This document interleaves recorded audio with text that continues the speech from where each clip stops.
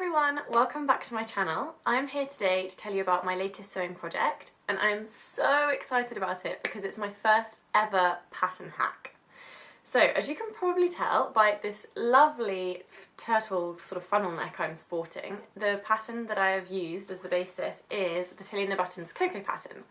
So if you saw my most recent video, then you will know that the most recent project before this one that I made was the Charlee and the Buttons Coco. So I'll link the video here on the screen somewhere so you can have a look if you want to.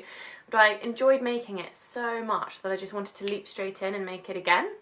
So I was planning on doing a sort of quite a traditional Coco. I wasn't planning on doing any kind of hack, and I was planning to do full length sleeves because I get cold, and I was planning to do the funnel neck but without any cuffs or any pockets, so quite simple, quite plain, similar to the mauve one that I made in my last video, just with the addition of the collar. But as I was going along, I realised that it actually might look really nice without sleeves, because obviously sleeves you put on later in the process, and as I was kind of just pinning it kind of onto myself just to see what it looked like, I really like how it looks without sleeves. And with the Houndstooth fabric and the funnel neck, I just thought it looked really 60s, and I decided that it actually really suited the fabric and the funnel neck style to just go sleeveless.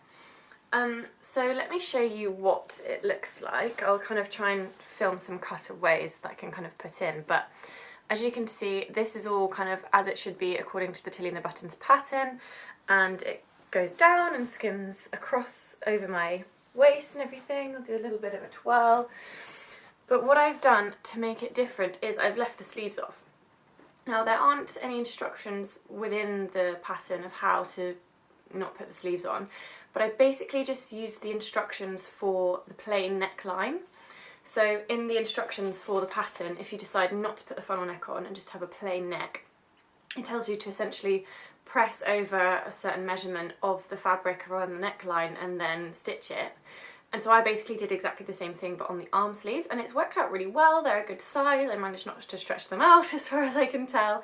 So I'm really pleased with that. It was so simple, so easy. I literally just transferred the instructions for the neckline to the sleeves. I've no idea if that's the correct way you're supposed to finish off armholes, or a way of, you know, a method of finishing off armholes, but it seems to have worked for me. So if anyone knows any better techniques or anything, by all means let me know. I'm very keen to learn, but it's worked really well.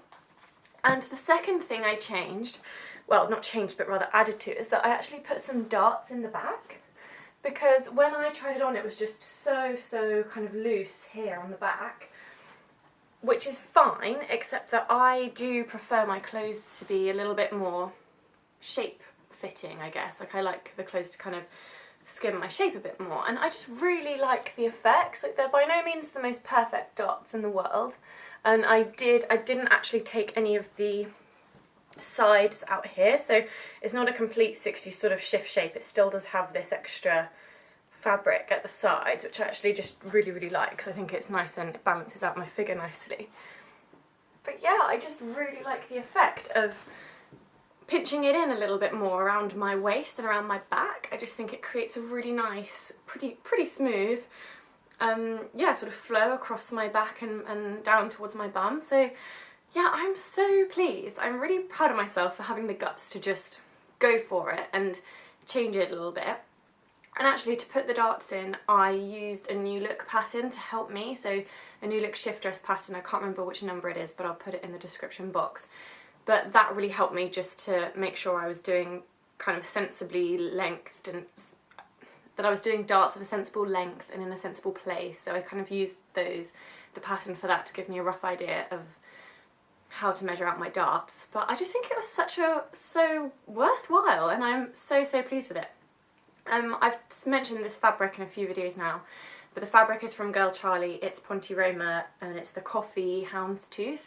And it's in the small Houndstooth, I believe. They have like a bigger Houndstooth as well, and I really like it. I was a bit worried about it a little bit, just because being so fair, as you can see I've got red hair and milky white skin, I was a bit worried. I don't really wear monochrome very much. I prefer to add a bit of colour, but I think, you know, my hair brings a bit of colour and got a bit of red lippy going on, and I really am pleased. So yeah, anyone else who's keen on the Coco pattern and wants to, you know, give it a go with leaving the sleeves off or putting some darts in or whatever, I say go for it, because it really was simple and I'm so pleased with the result. So yeah, I'm keeping it relatively short and sweet today. I hope you've enjoyed seeing what I've made. I'm quite interested to know actually if any of you have any opinions on whether you prefer to see kind of one video a week, for example, of sort of one sewing project at a time, or if you prefer to see kind of one big video a month where you get shown kind of 3 or 4 things you've made. I think I'm the kind of person who likes lots, little and often, just because I'm a bit addicted to YouTube and I like to see really regularly what people have been making. But yeah, it'd be interesting to know if you have any thoughts on that. I will be back hopefully again soon with another video. I'm hoping that I'm now going to really get on the bandwagon with working through my Tilly and the Buttons book. Oh, what's it called? Love at First Stitch. So I'm going to start off with the headband and then move through into the clothes. So after this video, I'm literally going to sit down with my laptop and probably my bullet journal and do some research on fabrics and maybe put in a cheeky order of fabrics. I am also supposed to be making a shift dress, but I'm kind of putting it off because I'm scared of lining, but I will let you know as soon as I've made that. So yeah, thank you so much for watching, and give this video a thumbs up if you liked it, subscribe if you'd like to see more, and I will see you very soon.